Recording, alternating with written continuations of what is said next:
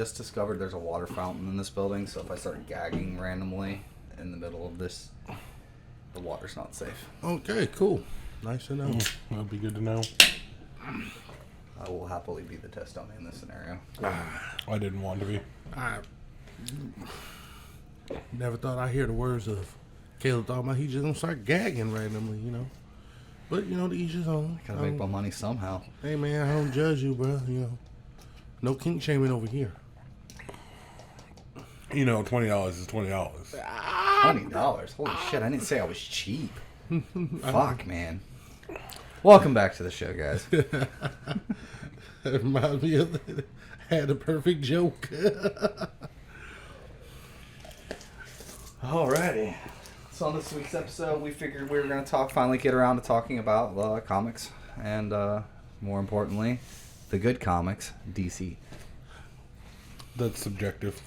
No, it's not. It's facts. It's facts. If you want to talk facts, and If we're talking about good movies, if you guys want to talk facts, once you guys have solid storylines for 10 years straight, then we'll talk. we've had solid storylines for like 30 years straight. You kidding me? The Long Halloween.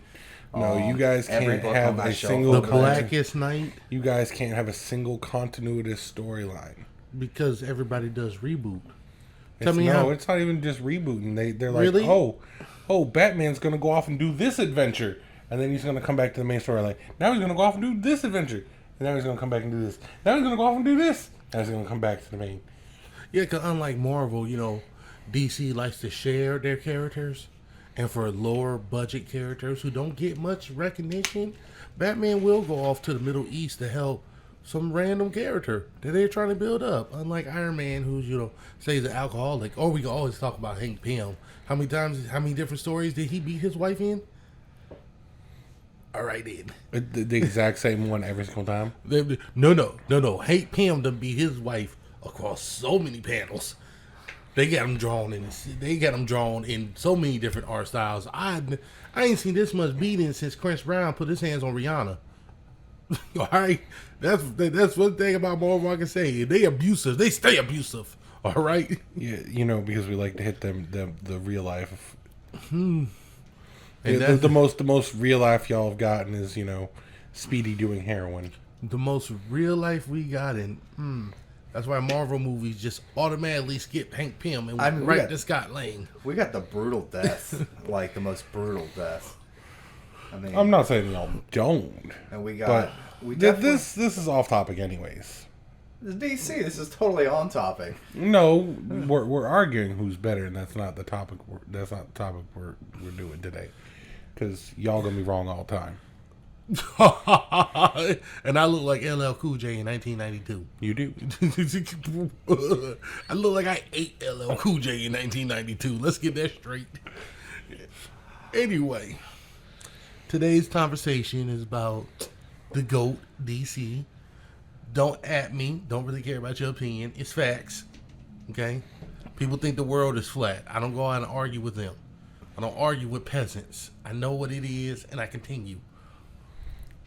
So where do we want to start on today on DC? I mean, I think nailing it by comparing Marvel fans to peasants was definitely the most savage intro possible. Danny's over here hating us with his thoughts. No, because I'm gonna continue to sit here and know you guys are wrong. It's okay. Okay. It's cool. That's cool. I'm happy you understand that. So, one thing I am tired of Marvel and DC that is constantly wrong is when they compare Batman to Iron Man, who would win in a fight. I honestly think it should be Oliver Queen versus Iron Man. If any two are more compatible, I agree. it's the physical billionaire playboy. Now I'll give it to Iron Man. He'll beat our Robin Hood. I'll give him that. But just the comparison, Bruce Wayne to Tony Stark. No. Yes, they're rich. Two totally different personalities. Yeah. I mean, Bruce Wayne's more of a detective than, you know, being rich is just the perk. The mind's the truth. It's a hell of a perk. It's a hell of a perk. Yeah, but like they're talking per capita money wise, Oliver Queen doesn't hold up. The Quinn Industries is making bank. Yeah, but look at Wayne Industries. It makes a lot more. Okay, but how Stark much? Industries is worth way more. Okay, first of all, we're not gonna count Wayne Industries because we don't know exactly how much is being dumped in. What is it called? Financial resources, resource development. Okay, that is a black hole.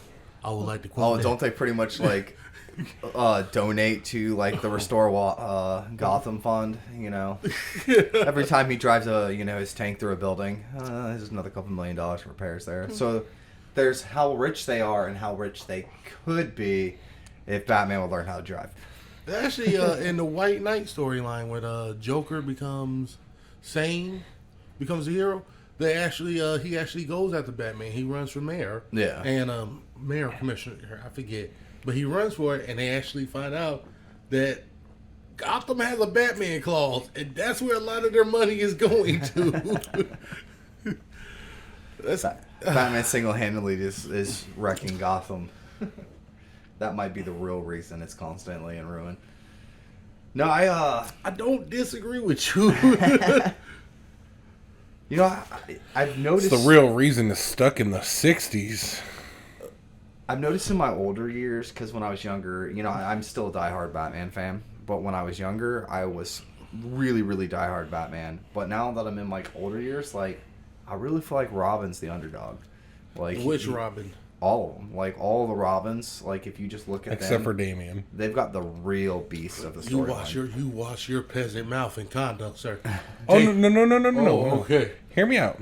Damian is literally, and I was actually doing some reading about this. I was kind of hoping Robin would come up. Damian is literally the best of all the Robins. He got training from the League of Shadows. Yeah, okay. He's got training from his pops, who knows every form of martial arts on the planet. He walks into a fucking situation, and he's like, I'm here, you can't beat me, go fuck yourself. But you don't think that maybe he's got the disadvantage of he doesn't really have the drive to go and be like, to be out there, not like Dick, Jason, and Tim. They all got logical reasons to be on the streets doing the shit they do, as where Right. Damian was literally just Well, basically as of molded right to it. now, he's off doing his own right, thing. right. He's actually in the Lazarus tournament right now. Spoiler alert, he's dead. Well, I mean, that's not really a spoiler. No, they flatline ripped his heart out. Oh shit! Not the first time. Not the first time, yeah. But for the tournament. But no, like, his only disadvantage is his boastfulness. He could go out and do his own thing at any point in time. He's beaten the Red Hood, and he's beaten Nightwing. Skill-wise, he is definitely the better trained fighter. This is my thing. Each one has their own thing. Each one. I love Damian. At the end of the day, when the boy hit puberty and gets some muscle mass, he's unstoppable. We keep forgetting the boy's like between the ages of He's 8 and 11. That's only physically. And Like, mentally, yeah. like, Yeah. Like when he gets muscle mass and he hits puberty, Oh, yeah. this is a different conversation. Oh, hands down. Tim Drake will always be the best detective. Yes. Yeah. Jason will always bring the fury of the Bat family. I don't care what anybody says. The fact you got beat in the head with a crowbar, your mother sold you out for some weed to the Joker, and you had to crawl out of your own coffin. Jason gets, he got a lot to work through. I understand why he picked up the gun. I understand why he emptied the clip. Yeah. And Dick is, I like Dick Grayson, and I don't. I'm 50-50 on him. He was my favorite for the longest time, and then after a while being Nightwing, he's just kind of gone to this place where he's just kind of. And that's my thing. Robin Dick Grayson, beginning Nightwing Dick Grayson. Anything after, like, when he hits that middle point where he's in Bloodhaven and he's trying to do his own thing, and I'm like, you pretty. You just not as smooth as you think you are. Right. And that's where it kind of... His best stuff came in that transition of going from Robin to Nightwing. Yeah. And that was like the gold area for him. And that seems to be the problem with a lot of the Robins is like when they're doing that transition, that's pure gold. And Right. That's they where there's a lose it lot from of there. character building. That's like, Yeah. and I'm not like, I love both Marvel and DC, but where DC is transitioning character, they use all the character development at once, and then they kind of fizzle off. You know who does not get enough credit? Who? And most people have basically forgotten about her by now? Helena Wayne. Yeah. Like the original concept of the Huntress. Oh, okay. Yeah, before she became Borelli. Yeah. Yeah, like the Helena Wayne, like basically was, I think, like the better concept as far as a child of Batman. Yeah. And it just wasn't received very well for that time period, so they just kind of like just wrote it off. But I actually thought it was, it was pretty good. I agree. I thought there was huge potential that was just, it was easier to write her off than embrace. Like, imagine the character development you could have done to Batman if it had been Helena Wayne shot in the spine, defiled by the Joker, instead of Barbara Gordon. Yeah. True. You might finally get that Batman who puts that bullet in Joker's head. True. Once again, power of the pen. Writer's never going to let that happen. Right. Just to jump back real quick, Damian Wayne, real quick, will always be the better tactician and fighter, but Red Hood will always win in my heart. Yeah. Because he penetrated his mom. Jason Todd slept with Talia al Ghul. Yeah. Okay. Hands down. At the end of the day, you can be like, I can beat you. I can do this all to you. I can break your bones. I can remove them. I can do all that. But you can't unboink your mom, bro. I won. Really kind of puts a new twist to when he tells both him and Batman, I'm better than you.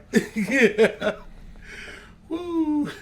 Which made me want to line up the concept. Dave's like, when did Damien come around? I'm joking. But yes, you are right. You are both right. Helena Wayne would have been a better story. They would have stuck with it. And DC do a lot of, okay, he's going through this, now everything gonna come together. Like, oh, wait. We can drag it out. It's like, now that it's all together, he's just gonna fizzle. And like, I love the DC comics. I really do. The characters, they're great. They were so great that Marvel had to steal a few of them.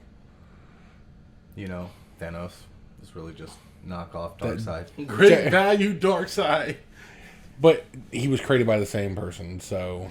Yeah. That's true. But Thanos is the lemon lime Jack and Darkseid is Sprite. Oh, I'm sorry. Woo. just DC's story, like they do so well with storytelling when they start something off, and then they have that great build up. But once they have that build up and it pops, they just kind of drop the ball. And this is why I've noticed that with DC, especially, you have the League, and then you have like the Holy Trinity, Batman, Superman, Wonder Woman. Then Yep. you have the secondaries, and I realize about that. I love DC. You know, I'm gonna always be a DC fan till the day I die. Green Lantern was a great character, great build up. DC has this problem. They don't know when to cap their characters. Yeah. Because we done took Kyle Rayner and then went from Green Lantern, from the Blackest Night saga, to Space Jesus. Like, he literally, and that's what I see with a lot of DC characters. You do that, and then you just... Superman. Yeah, Superman is there's no cap to him. But then you have several Marvel characters. Captain Marvel, I hate her. I just do. Thor, he'll get to that point. Incredible Hulk literally stomped and broke off a piece of the continent. Tell me that's not. I don't care how strong your pituitary gland is, of how much adrenaline you're pumping. At some point, if you continue as a popular character and you start losing values of the story, it's always, what can we do next? What can we do next? Right. And DC is good at that to the point where everybody is God mode. Oh yeah, I mean, like look at it with what was it, Battle for the Cowl?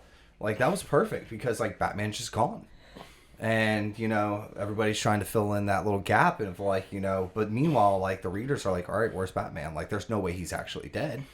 And then so they do that where they bring it up and then they bring it down. But it was funny you bring up Superman because we've been talking about Superman, and by that I mean shit talking him for months. Yeah. And Yes. we were gonna do a whole episode on how, we might still do it, on how overkill Superman is, but that Superman and Lois has changed a lot of my opinions on Superman because somebody finally flawed him by giving him a family. I don't want to say a lot of it, but they've quelled him enough to make him tolerable. No, I mean, for me, because I hate Superman, and you know this, I do fucking as well. hate Superman. But to watch him struggle with being a dad and his responsibility to the world, and like, you know, Now the he- stuff like he's eavesdropping in on his kids and shit like that from like miles away, like Yeah. that privacy violation, but feeling guilty about it and stuff like that, that actually made him humanized enough to be like, all right, maybe he's not super. I mean, of course, having Lex Luthor beat the dog shit out of him was awesome. So Yeah, that helped. Doom guy, Lex Luthor. These are my major plot points, my major flaws with Superman. Like you said, Lois and Clark really, Superman and Lois really brought him to a human level. Right. Before that, it's always just been, okay, something happened to Superman and it never happened to him. It's something that affected him, like Lois got, like Injustice, Lois got hurt, that thing. So Right. to me, Superman was perfect plot armor. Yeah. And I hated that. There was, like, One Punch Man. I know we're talking anime real quick. One Punch Man. Great anime. I love it. It's funny. At no point do I think Saitama is in danger.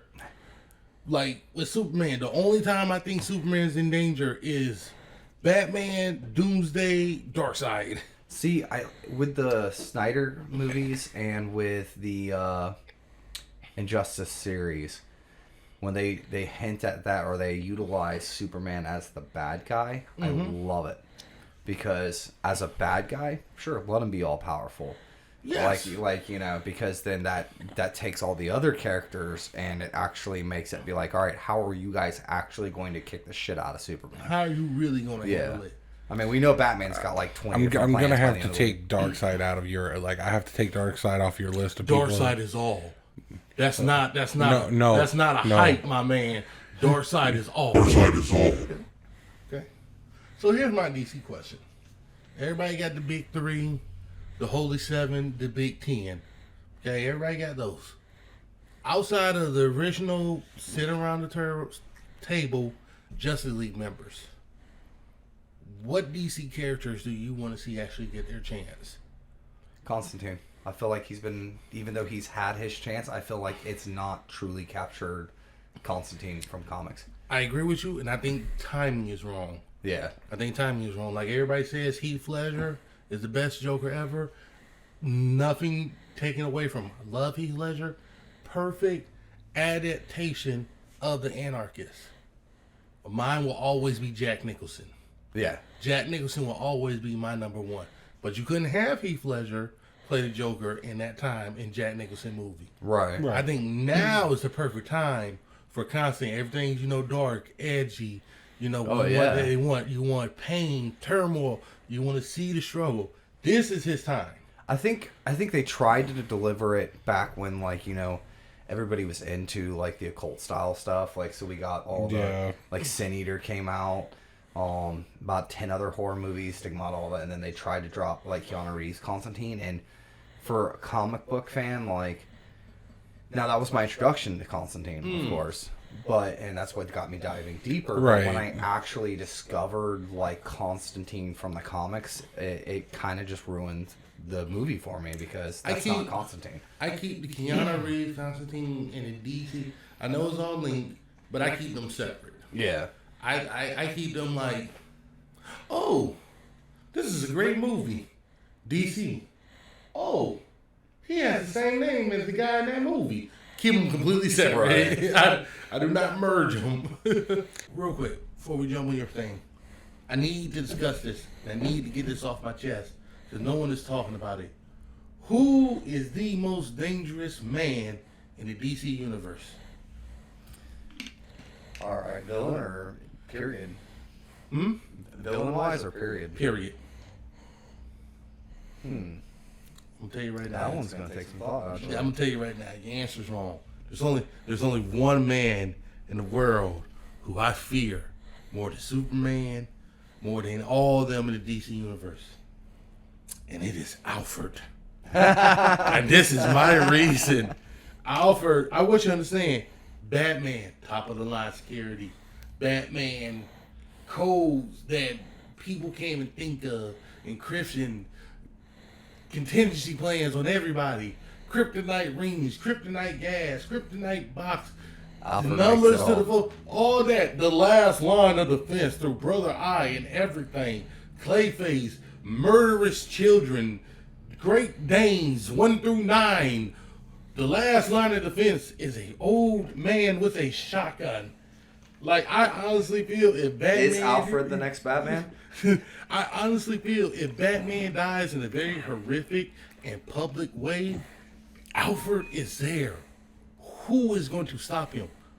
Oh my God. He has Oh my everything. God. Alfred is the most dangerous. And he has clearly stated on several break-ins, I don't abide by my master rules. I kill. Yeah, he's like British. Shit, what are they called? British intelligence. Yeah, he was like British intelligence, like before he became a butler. Like, dude, that man knows. MI6. Yeah, that Yeah. man was a badass. Like I remember catching on to that storyline, and I'm like, that makes so much sense. that is a storyline I would love to Like, see. Alfred's really Alfred. cute. That is the storyline. And then when he fought Superman, last time I saw Superman get his ass kicked like that by Alfred in Injustice was when he fought Death of Superman's Doomsday. Alfred came in and gave hands. Oh, so many. Do you remember hands. the cartoon they did on Cartoon Network? Is right there at the same time it aired when they were doing the Green Lantern and the Young Justice. Which Batman? What are we talking about? It was a younger Batman. Are you talking about the Brave and the, Brave and the Bold? No, not Brave and the Bold. No, this I know what one you're talking about. it was a darker series, but Alfred was younger. Like He he was just bald. he just got out of like Brave and the MI6. Bold. No, it's not Brave No, and the it's Bold. not. It's shit. It's with the weird Joker that had the dreads. No, that was Brave and the Bold. No, where it had the big green. It was one Yeah, of the first that's times Brave they and the ever Bold. brought like. No, this was like actual CGI'd. No, I know what you're talking about. Oh, then I don't. Shit, what is it? It called? might have been the Batman. It was the Batman. Okay. I think it was the Batman. But, Yeah, because like- he's Alfred's younger. He's bald. He's training Batman. He's training Batman. He is But like straight up, between like, training military. Batman and stuff like that, when Batman's off doing his shit at night, like MI6 agents are coming to visit Alfred. Hey, this shit's going on, and Alfred's going off doing his shit like Batman style. Yeah. He gets back before Batman does. All right, now so let's continue your training. I love the fact that they said Alfred's superpower is that he gives people tea without them noticing. You want to piss off Alfred? Just walk into Wayne Manor, rip down an English flag in front of him, and piss on it. No, you want to You piss want to off. see Alfred fucking beat the dog you shit want out to of piss somebody. off Alfred, walk into Wayne's house and grab a family photo of the Waynes and throw it and say they were garbage. Watch that man snap. Right. What you mean? Walk into Wayne Manor and turn down his tea? But yeah, I had to actually think about it. I was like, yo, Alfred is like... I mean, there's a reason why all the Robins show that man respect. Like, he is that They be dude. beating him off camera. He's Like- probably the one training him anyways. Like, you gotta realize, like, people come in the house.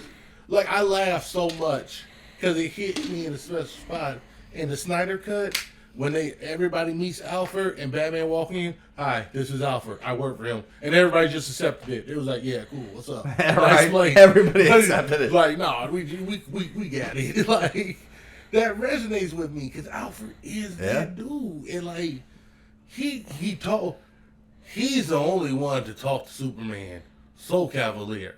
Superman came in and threatened, sir, it is past my bedtime.